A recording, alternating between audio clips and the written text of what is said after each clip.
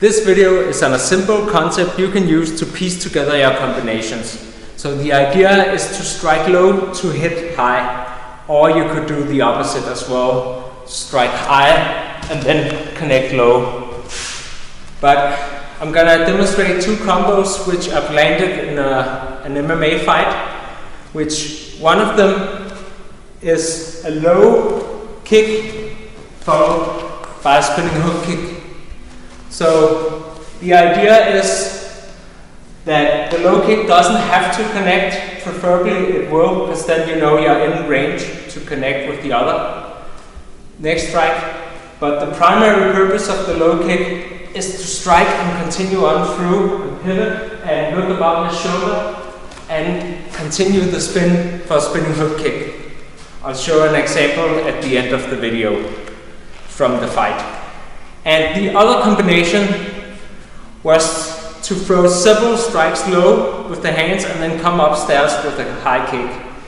So it can either be this way, where you change levels and go for a jab, cross jab, and a kick with the front leg, but that's only if the person retreats backwards as you're throwing the punches. Otherwise you're going to end up too close if you're in punching range and trying to hit with the closest leg. So the one I landed in the fight, I'm pretty sure it was this one with the rear leg, which is also more powerful.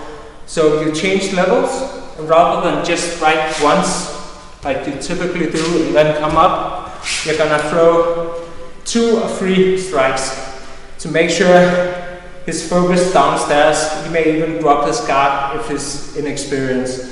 So you go jab, cross, jab, and then you come up with the roundhouse kick.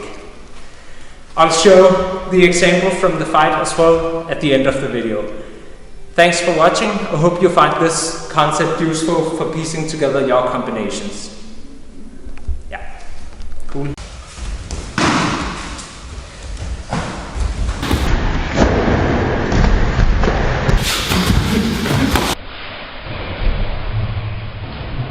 After years of free content, the time has come where I need a helping hand from some of you. You can support me with $3 each month or 5 or 10 for a few extra benefits. Supporting Zen-Dragon via Patreon will probably make no difference to you financially. If you're living hand to mouth, I don't want your money, then I'd rather you keep them for yourself. Don't worry, I'll be alright. The donations are in place to help cover equipment and other expenses for the channel. Now that I'm also a father, it's more challenging than ever to find the time to create and share free content. But if enough of you support on Patreon, there will come a day where I can cut down my 9-to-5 job, either partially or altogether, which will make it sustainable to continue creating and sharing free content here on YouTube. Even if that does not happen, I'll still continue sharing, but possibly with longer breaks in between.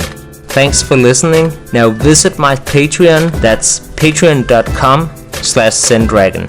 I greatly appreciate you for listening and for continually watching Zen-Dragon.